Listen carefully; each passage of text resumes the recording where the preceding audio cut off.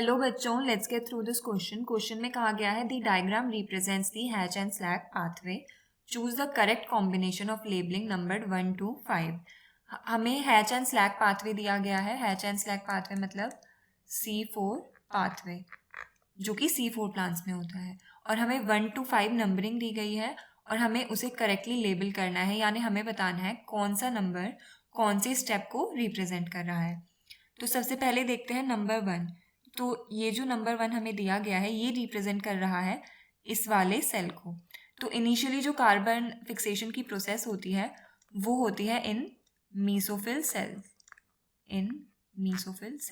इसका मतलब ये जो पहला सेल है ये मीसोफिल सेल है।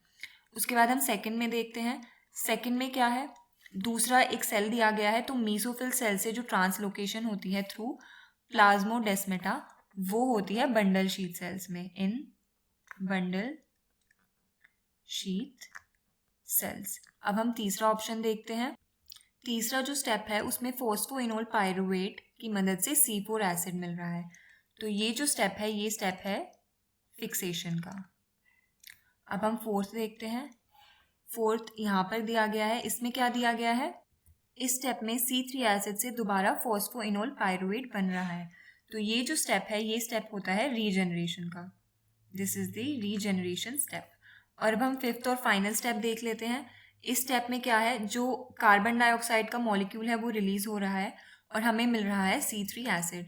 क्योंकि यहाँ पर एक कार्बन डाइऑक्साइड का जो मॉलिक्यूल है वो रिमूव हुआ है तो इसको कहेंगे डीकार्बोजाइलेशन। तो अब हमने पांचों जो स्टेप हैं वो देख लिए हैं, जो भी हमें नंबर्स दिए गए थे।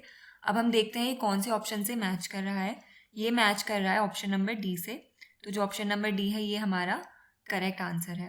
तो hope you understood it well. All the best.